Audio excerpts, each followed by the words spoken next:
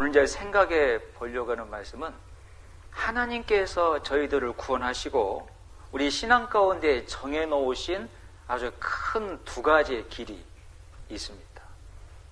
첫 번째는 복음을 전하는 십자가의 길이고, 저희를 연단하시고 훈련하시는 광야의 길이라고 말씀을 하십니다.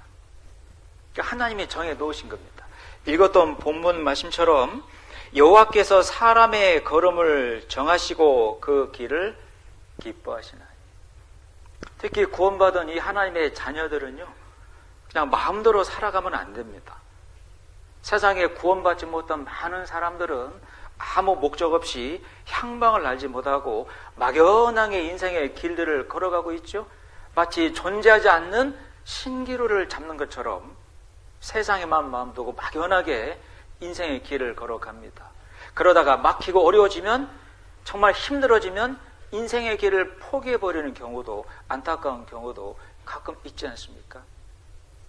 네, 구원받은 저희들은요, 하나님이 정해놓으신 그 길, 코스가 있어서요, 분명한 목적을 가지고 걸어가는 길입니다. 복음을 전하는 십자가의 길. 하나님이 저희를 구원하시고 사명처럼 맡기신 길입니다. 사도행전 20장 24절에 사도 바울도 이렇게 고백하고 있죠. 나의 달려갈 길과 주 예수께 받은 사명, 곧 하나님의 은혜의 복음을 증거하는 일을 마치려 하면은 나의 생명을 조금도 귀하게 여기지 아니한다. 나의 달려갈 길, 하나님이 맡기신 그 복음을 그 전하는 십자가의 길입니다. 예수님께서 말씀을 전하실 때 함께했던 12 제자가 있었지요. 특별히 대표적인 제자가 베드로였다고 볼 수 있습니다. 3년 반의 공생의 기간 동안에 가장 많이 데리고 다니셨고 가장 많은 말씀과 이적, 기적을 말씀하시고 보이셨던, 또 듣고 경험했던 제자 베드로. 이 베드로가 주님을 만나 교제할 때 질문들을 많이 했습니다. 그리고 성격상 욕심이 굉장히 많았어요. 갈릴리 바닷가에서 물고기를 잡던 어부였죠. 주님을 만나 물고기 잡던 일을 그만두고 이제 사람을 낚는 어부가 되기 위해서 따라다닐 때 이왕 하는 거 열정적으로 하고 싶어 했습니다. 가까이에서 주님을 따라가고 싶어 했어요. 그런데 주님이 베드로에게 맡기시는 그 길은 평탄한 길이 아닙니다. 주님이 걸어가시는 길은 3년 반의 공생애 동안에 걸으신 길은 평탄한 길이 아니죠. 적당히 세상에 순응하며 살았던 길이 절대로 아닙니다. 십자가를 짊어지고 골고다 언덕에 올라가 6시간 동안에 온몸의 피를 다 쏟으시는 고난의 길이었어요. 십자가의 길이었습니다. 고난이 있고 아픔이 있고 고통이 있었지만 세상 많은 사람들에게 생명을 주시는 엄청난 영광의 길을 걸어갔어요. 세상 말 가운데에도 no pains, no gains, no pains, no crown. 고통이 없이, 고난 없이 영광도 없고 멸관도 없다는 겁니다. 세상의 논리 가운데도 그렇죠. 운동 경기 가운데 금메달을 따려면 고통과 고난을 겪어야 됩니다. 연단과 훈련을 받아야 됩니다. 그 길을 4년 동안 걸어가지 않으면 올림픽의 금메달 영광은 받을 수 없지요.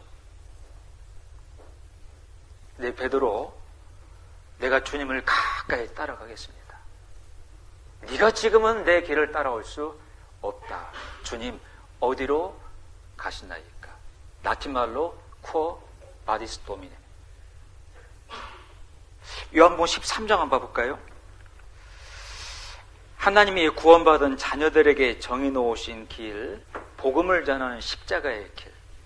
주님이 그 길을 걸어가셨고 제자들에게도 그 길을 따라오도록 명하신 겁니다. 36절입니다. 시몬 베드로가 가로되 주여 어디로 가시나이까? 아주 중요한 질문입니다. 주님, 지금 어디로 가고 계시는 겁니까? 주님의 마음에는 어떤 것이 있는 겁니까? 주님은 어떤 일을 하시길 원하는 겁니까? 주님은 어떤 일을 하고 계시는 건가요? 여러분, 이 질문을 저희 신앙 가운데 항상 해야 됩니다. 왜냐하면 내가 구원받고 어떤 길을 걸어가고 있는지, 어떤 길을 걸어가야 될지를 답을 얻을 수 있는 중요한 질문입니다. 여러분이 주님을 만날 때까지 인생의 신앙의 길, 무엇을 위해서 어떤 길을 지금 걸어가고 있습니까? 뭐가 정답이죠? 주님이 가신 길을 따라가는 게 그게 정답이에요. 질문해야죠. 주여, 어디로 가시나이까? Quo vadis Domine.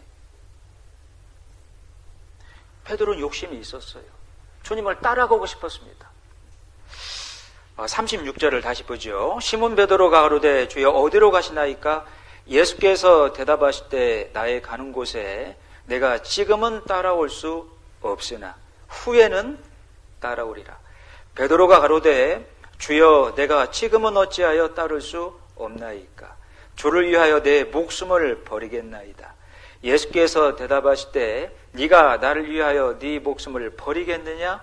내가 진실로 진실로 내게 이르노니 닭 울기 전에 내가 3번 나를 부인하리라. 지금은 네가 나를 따라올 수 없다. 그 고난의 길, 십자가의 길은 주님처럼 정말로 뜨거운 마음을 가진 자만이 따라갈 수 있어요. 주님의 뜨거운 그 사랑을 받은 자만이, 그 사랑 깨닫고 구원을 받은 자만이 그 길을 따라갈 수 있는 겁니다. 지금은 네가 나를 따라올 수 없으니 아직 베드로야, 네가 내 사랑을 받은 적이 없다. 내가 주님을 위해서 목숨까지 버릴 준비가 되었나이다. 네가 나를 위해 목숨 버린다고? 닭이 3번 울기 전 너 나 부인하고 맹세하여 너 저주하고 도망갈 기다. 아직 주님이 베드로 위해서 십자가에서 목숨 바쳐 죽어주지 않았는데 베드로가 어떻게 주님을 위해서 죽을 수가 있어요? 그 십자가의 사랑을 아직 받은 적이 없는데 어떻게 그 십자가의 길을 걸어갈 수 있냐는 겁니다. 실제 주님이 유대 군병들에게 잡혀갈 때 베드로 어떠했습니까? 도망가 버렸습니다. 양심이 찔리니까 멀찍이 거리 유지하고 포듯이 주님을 잡혀가는 그 모습을 따라갔지요. 그 문 앞에 지키고 있던 여종을 만났습니다. 내가 너를 보니 예수라는 자의 제자가 맞구나.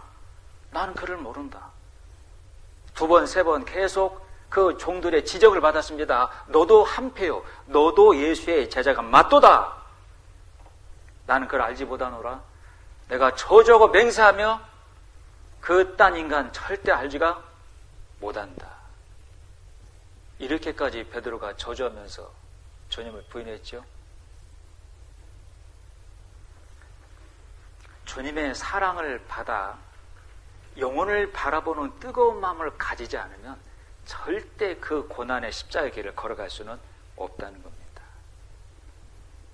나중에 베드로가 회개하고 주님이 십자가에서 못 박혀 돌아가신 이후에 부활하신 주님을 만나 그때 비로소 베드로가 주님의 사랑을 깨닫고 구원을 받습니다. 부활하신 주님이 베드로 만나서 그 사랑을 깨닫게 하시고 3번을 질문하죠. 이제 베드로야, 네가 나를 사랑하느냐? 사랑하느냐? 사랑하느냐? 이 모든 것, 이 모든 사람들보다 나를 더 사랑하느냐? 이제는 나를 따라오너라. 네가 지금까지는 네가 원하는 곳에 이 가슴에 띠띠고 네 마음대로 살았거니와 이제는 주님의 자녀가 되었으니 네가 원치 않는 곳으로도 가게 되리니 그곳에서 네가 2 팔을 벌리리라. 베드로야, 나를 따라오너라. 그때 베드로가 주님을 따라가지 않습니까? 정말 목숨 걸고 따라가지요. 십자가에 거꾸로 매달려 순교를 당할 때까지 복음을 전하며 그 십자가의 길을 온전히 걸어갔습니다. 주님은 베드로에게 구원받은 이후에 이제 정한 길이 있다라고 말씀했습니다. 정한 코스가 있다고 말씀하신 거예요. 복음을 전하는 십자가의 길입니다. 여러분, 구원받은 저희들 지금 그 길을 걸어가고 있지 않다라면 우리의 삶은 목적 없이 살아가고 있는 길입니다. 사람은 먹지 못하고 일하지 못하면 살 수 없죠. 그러죠? 근데 저희는 먹고 있고 일도 하고 있습니다. 근데 왜 가끔 삶이 무료하죠? 내가 왜 살지? 왜 가끔 내 삶이 따분하죠? 목적이 없으니까요. 주님이 정하신 복음을 저는 십자가의 길을 걸어가고 있지 않으니까요. 요한복음 21장을 한번 찾아보겠습니다. 요한복음 21장 18절 19절 암송만 제가 했는데요. 직접 한번 읽어보겠습니다. 같이 읽죠. 내가 진실로 진실로 내게 이르노니 젊어서는 네가 스스로 띠띠고 원하는 곳으로 다녔거니와 늙어서는 내 팔을 벌리리니 남이 네게 띠띠우고 원치 아니하는 곳으로 데려가리라. 이 말씀을 하심은 베드로가 어떠한 죽음으로 하나님께 영광을 돌릴 것을 가리키심이로라. 이 말씀을 하시고 베드로에게 이르시되 나를 따르라 하시니. 평생 베드로 주님의 뜨거운 영혼을 불쌍히 여기는 그 마음을 품고 앞서가신 십자가의 그 복음 전하는 고난의 길을 묵묵히 따라가며 최선을 다했습니다. 그리고 베드로도 십자가에서 순교를 당했어요. 여러분들은 복음을 전하는 주님이 가신 그 십자가의 길을 지금 걸어가고 있습니까? 정하신 길입니다. 정해놓으시고 기뻐하신 길입니다. 예수님이 이 세상에 오시고 편안한 길을 찾아간, 세상에 순응하며 걸어간 길이 절대로 아니셨습니다. 네 권의 사업 복음서를 보시면 3년 반의 공생의 기간 동안에 새벽같이 눈을 뜨시고 자 전도로 가자. 하루 종일 다른 지역을 방문하며 전도하시고 주무시기 전에도 영혼들을 생각하시며 주무셨습니다. 이 복음서에 가장 많이 등장하는 주님의 마음은 불쌍히 여겼다는 마음입니다. 측은하게 여겼다는 마음입니다. 민망하게 여겼다는 마음입니다. 민망한 그 마음은 전혀 모르는 사람이 엘리베이터에 타서 뻘쭘한 상태를 말하는 게 아니고 이 속에 있는 장기가 끊어지는 고통 가운데 그 영혼들을 불쌍히 바라봤다는 거예요. 정말 주님의 마음 가운데는 그런 뜨거운 것이 있었어요. 여러분 잘 아시잖아요. 하나님이 인간의 몸으로 오신 예수 그리스도 3년 반 공생에 시작하실 때 언제 어떻게 어떤 고통 가운데 자기가 죽을 것을 아셨습니다. 그 3년 반의 기간이 인간적으로 생각할 때 마음이 편했을까요? 사형 집행을 당하는 사람이 감옥에 있을 때 자기가 사형 집행 당하는 날을 통보를 받지 않습니다. 미리 그걸 통보하면 심장마비로 사망하는 경우가 있기 때문입니다. 십자가의 고통은 사람을 1000번 죽이는 고통이었습니다. 근데 누가복음 성경 말씀 보면 예수님이 예루살렘으로 올라가는 그 길, 그 십자가 고난의 길이 복음서 가운데 가장 자세하게 많이 설명되는 말씀이 누가복음 말씀입니다.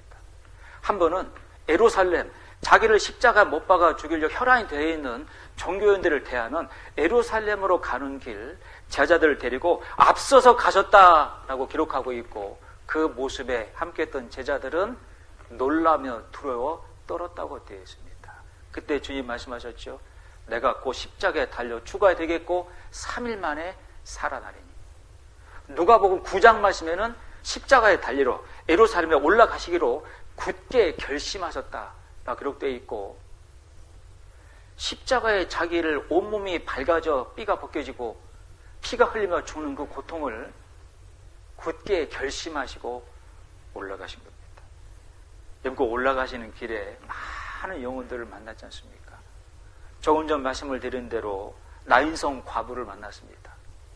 하나님을 향한 마음을 갖고 있지만 자식이 죽었어요. 그 영혼이 정말로 불쌍하구나. 불쌍히 여겼다. 과부를 살려주었죠. 누가복음 10장 말씀에는 강도 만난 자의 이야기가 기록이 되어 있습니다. 여리고로 내려가다가 강도 만난 자, 있던 돈 다 빼앗기고 몸 흔신 두들겨 맞았습니다. 온몸이 멍들고 피투성이가 됐지요. 그런 자를 사마리아 사람이 불쌍하게 만나 치료해주고 주막에 맡겨둔 것처럼 주님은 모든 영혼들을 마귀라고 하는 강도 만나 삶의 재산을 빼앗기고 멍들어 지옥에 가고 있는, 여리고로 내려가고 있는 그 영혼들을 불쌍히 여겼다 말씀하고 있습니다. 누가복음 15장 말씀에는 돌아온 탕자 얘기가 기록되어 있죠. 어리석은 철없는 자식이 부모님에게 받을 재산을 미리 받아다가 허랑방탕 다 허비해버렸습니다. 다 탕진해버렸죠. 아버지의 집에는 먹을 것도 많이 있고 일꾼이 많으니 아버지의 집으로 돌아가자. 돌아오는 그 탕자, 그 자식을 아버지 치근히 여겨 얼싸안고 받아주었다 기록되어 있죠. 이 아들은 잃었다가 다시 얻었으니 송아지를 잡고 피 흘렸다 그 말입니다. 가락지를 손에 끼워 너는 내 자식이다. 다시는 나가지 마라. 잔치를 벌였다 되어 있습니다. 예루살렘에 십자가에 못 박혀 죽으러 가는 그 길에 정말로 많은 영혼들을 만나주신 겁니다. 그 영혼들을 만나 가지신 한 가지의 뜨거운 마음이 뭐냐면 영어로 컴파션입니다. 불쌍히 여겼다라는 말입니다. 불쌍히 여겼다. 창자가 끊어지는 고통 가운데 그 영혼들을 만나주셨다라는 말이에요.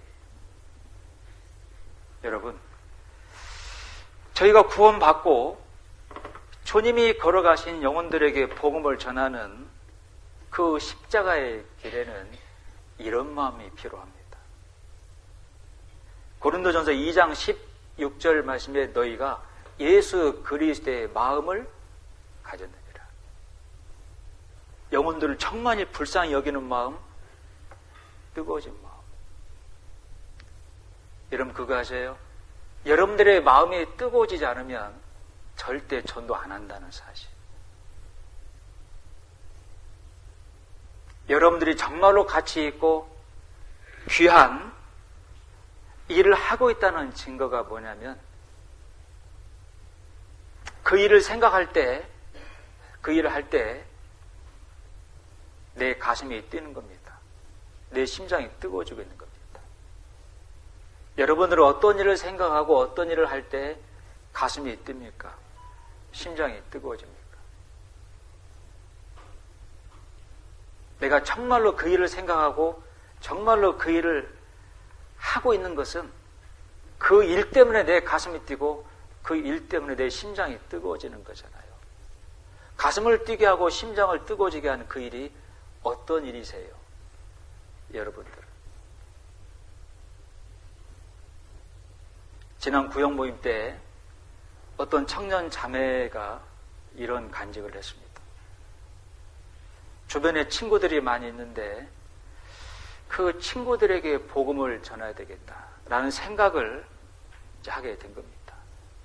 그리고 그 친구들에게 복음을 전하지 않으므로 훗날 그 친구들이 지옥에 갔을 때 그 절규하는 울부짖는 그 소리를 미리 생각을 해봤다는 거예요. 자신이 얼마나 원망하고 있을까? 자신이 얼마나 저주하게 될까? 네가 구원받은 사람이었잖아. 네가 하나님에게 사랑을 받은 그 사랑을 깨달은 자였잖아. 너는 내 친구였는데 왜 나에게 그 복음을 전하지 않았냐고. 난 한 번도 너를 통해 그 복음을 들은 적이 없다고. 지옥에서 고통받을 그 울부짖을 그 친구의 안타까운 모습을 생각하니까 가슴이 뜨거워진다는 거예요. 에스겔 성경 말씀에는 너희가 복음을 전하지 않으므로 그 사람들이 지옥에 가게 되면, 형벌을 받게 되면 그 핏값을 너에게서 찾겠다라고 말씀을 하셨습니다. 에스겔 선지자는 마음이 뜨거워졌습니다. 에레미야 선지자도 마음이 뜨거워졌습니다. 하나님의 말씀을 듣지 못하고 하나님에게 돌아오지 않으므로 그 우상을 숭배한 죄에서 심판받고 멸망을 받는 그 형벌의 그 경보와 모습을 미리 봤기 때문입니다. 여러분, 그런 모습을 보고 들은 사람 가운데 가슴이 먹먹하니 차가워질 사람이 어디 있겠어요? 그러니 누가복음 16장 말씀에는 예수님이 직접 지옥가에 있는 부자와 천국가에 있는 나사로 이야기를 꺼내신 겁니다. 지옥가에 있는 부자 얼마나 절규하면서 흐느끼며 외칩니까? 주님! 저 천국가에 있는 나사로 살려다가 아직 세상에 살아있는 내 형제 5이 있으니 그들에게 보내어 이 지독한 이 무서운 형벌 가운데 오지 않도록 하나님 도와주소서. 여러분, 그 모습을 왜 주님이 말씀하신 겁니까? 우리 마음에도 그 영혼들을 바라보며 그 영혼들에게 복음을 전해야 되는, 그들이 복음을 듣지 못하고 갈 지옥 형벌을 생각해보며 가슴이 뜨거워져야 된다, 그 말입니다. 여러분, 가슴이 뜨거워지지 않으면 절대 복음 전하지 않아요. 그 일을 생각 안 합니다. 세상의 짐승 가운데 가장 차가운 짐승이 뱀이라고 알려져 있습니다. 왜냐하면 피가 차가워요. 모든 생명의 피는 따뜻한 온기를 갖고 있지만 뱀의 피는 차갑습니다. 마귀의 상징이죠. 마귀는 우리들의 신앙 가운데, 인생의 길 가운데에 뜨거운 마음을 다 식혀놓습니다. 세상의 그 무언가로. 하나님이 저희를 사랑하시고 먼저 보내주신 첫 번째 목적은, 맡기신 사명은 만민에게 다니며 복음을 전파하라. 이 복음을 전파하는 길입니다. 사람을 낚는 어부가 되거라. 근데 그 십자가의 길을 저는 걸어가지 않고 마냥 세상에만 마음 두고 세상의 길만 걸어갈 때가 있어요. 마음이 식어져 있는 겁니다.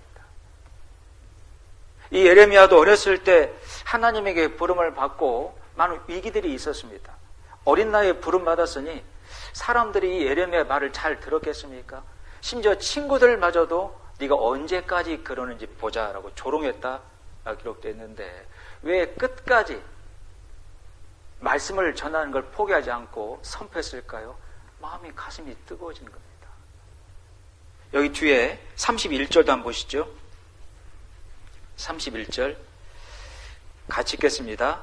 내가 소리를 들은즉 여인의 해산하는 소리 같고 초산하는 자의 고통하는 소리 같으니 이는 딸 시온의 소리가 그가 헐떡이며 그 손을 펴고 이르기를 내게 화 있도다 살육하는 자를 인하여 나의 심령이 피곤하도다 하는도다.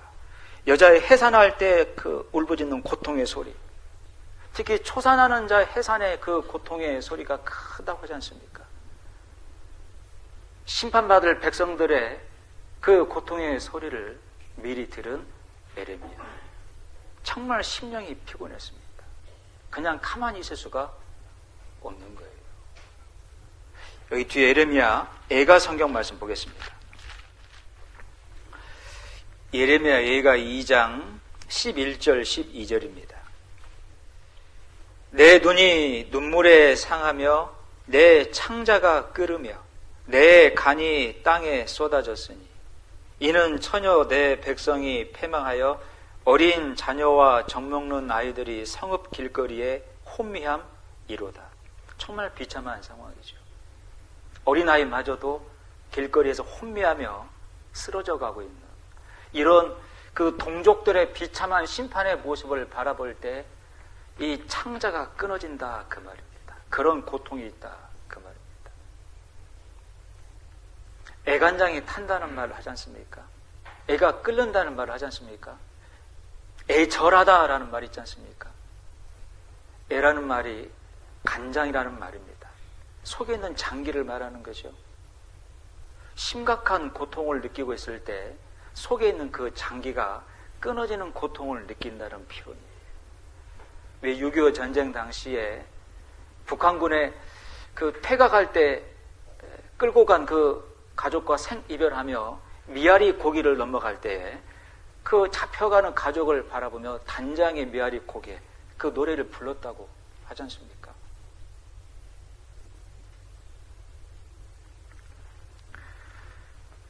우리가 구원받고 주님을 만날 때까지 이 복음을 전하는 십자가의 길을 반드시 걸어가야 됩니다. 아직 구원을 받지 못한 가족들, 여러분들의 지인들, 결국 그들이 도착하게 되는 인생의 결말이 어떠한지를 먼저 생각해 본다라면 내 마음이 뜨거워질 수밖에 없지 않습니까? 여기 12절도 보겠습니다. 저희가 성읍 길거리에서 상한 자처럼 혼미하여 그 어미의 품에서 혼이 떠날 때 어미에게 이르기를 곡식과 포도주가 어디 있느냐 하도다. 에레미야는 눈물의 선지자입니다. 그 영혼들을 바라보며 불쌍히 여기고 그 주님의 마음으로 하나님의 말씀을 선포했던 얼마나 눈물을 많이 흘렸는지 에레미야 애가라고 하는 성경 한 권이 기록이 될 정도였습니다. 3년 반의 공생의 기간 동안에 수많은 영혼들을 바라보시며 불쌍히 여기고 그 영혼들을 만나 복음을 전하셨던 그 주님이 걸어가신 길, 에레미야도 똑같이 가고 있는 겁니다. 앞에 에레미야 20장 안 가보죠? 에레미야 20장 7절 여호와여 주께서 나를 권유하심으로 내가 그 권유를 받았사오며 에레미야가 걸어가야 되는 그 말씀을 전하는 길을 권유를 받은 겁니다. 주께서 나보다 강하사 이기셨으므로 내가 조롱거리가 되니 사람마다 종일토록 나를 조롱하나이다. 고난의 길이죠. 대저 내가 말할 때마다 외치며 강포와 멸망을 부르짖소오니 여호와의 말씀으로 하여 내가 종일토록 치욕과 모욕거리가 되면이다. 하나님의 말씀을 전한다는 한 가지 이유로 치욕과 모욕거리의 중심이 되어버린 겁니다. 저희도 복음을 전하다 보면 말로 고난을 받을 때가 참 많이 있죠. 내가 전하는 하나님이 어디 있냐고.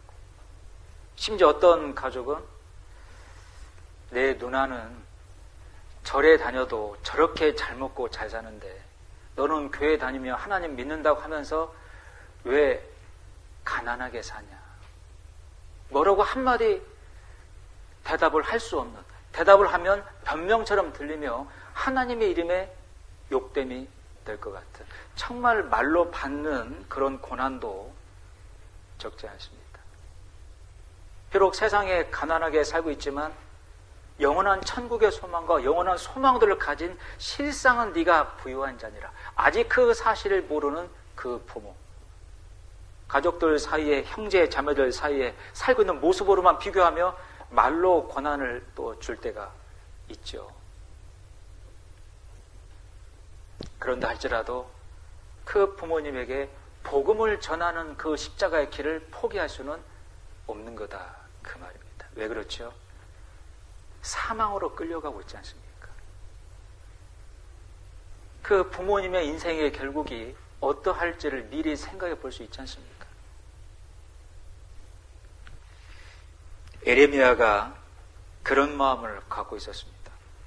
9절 말씀은 같이 읽겠습니다.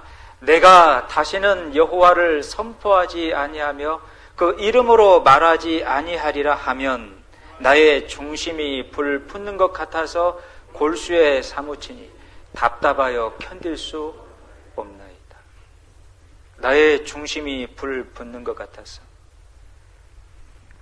에레미야의 마음에 왜 무엇 때문에 불이 붙은 거죠? 원통하고 화가 나고 분하고 그래서 불이 붙은 겁니까? 아니잖아요. 친했던 친구들마저도 인정하지 않고 조롱하며 윽박을 질렀습니다.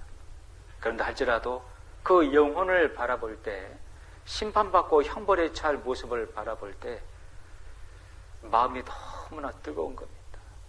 중심이 불 붙는 것 같아서 골수에 사무치니 답답하여 이 말씀을 전하지 않으면 내가 견딜 수 없나이다.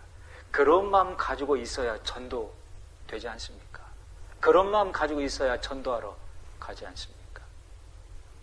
여러분, 결국은요, 내 마음에 뜨거운 것을 말하게 돼 있고 내 마음에 뜨거운 일을 하게 돼 있어요. 결국 그렇습니다. 여러분, 저희들 구원받고 저희들의 삶의 목적은 완전히 바뀌어져 있습니다.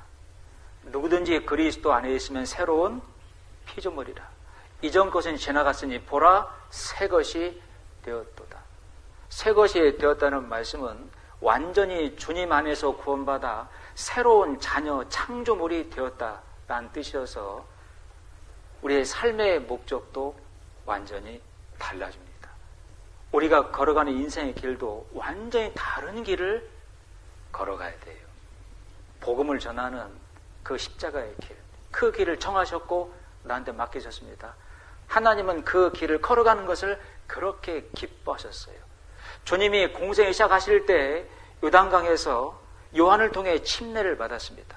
침례받고 물 위로 올라오실 때 하늘이 열렸죠. 하나님의 음성이 들렸습니다. 성령이 비둘기처럼 내려오셨습니다. 이는 내 사랑하는 자요 내 기뻐하는 아들이라. 주님이 걸어가시는 십자가의 길을 정해놓으시고 하나님은 정말로 기뻐하신 거죠. 성령님이 내려와 그 길을 도왔습니다. 그 3년 만의 공생의 기간은 고난의 길, 십자가의 길이었지만 영혼들을 살리는 영광의 길이어서 누가복음 9장 성경 말씀 보면 누구든지 나를 따라오려거든 날마다 자기를 부인하고 자기 십자가를 지고 영혼을 전하는 십자가 길을 따라오너라. 그렇게 말씀했죠. 그리고 바로 변화산에 올라가서 엄청나게 영광스러운 모습으로 변화가 되셨습니다. 변화산은 헐몬산으로 알려져 있고 2000m가 넘습니다. 그 산 꼭대기에서 훗날 그리스도인들이 하나님의 자녀들이 받을 영광의 모습으로 미리 변화가 되셨어요. 그 자리에 모세가 등장했고 엘리야가 등장했습니다. 함께 동행했던 베드로가 그 모습이 너무나 기쁘고 황홀하여 하나님, 주님, 내가 산 밑으로 내려가지 않고 여기에다가 초막 셋을 짓고 하나는 주를 위하여 하나는 모세, 하나 엘리야를 위하여 여기서 그냥 살면 안 되겠습니까? 내려가라. 그리고 내 길을 걸으라. 하나님이 기뻐하시는 길을 걸으라. 이 영광은 어떤 자에게 돌아가는 거라고요? 복음을 전하는 고난이 있지만 영혼을 살리는 그 십자가의 길을 날마다 자기를 부인하고 걸어가는 자에게 그 영광이 주어진다는 것을 말씀을 하신 겁니다. 여러분, 복음을 전하는 그 고난 십자가의 길은 결국 영광의 길입니다. 그 길을 우리에게 정해 놓으셨어요.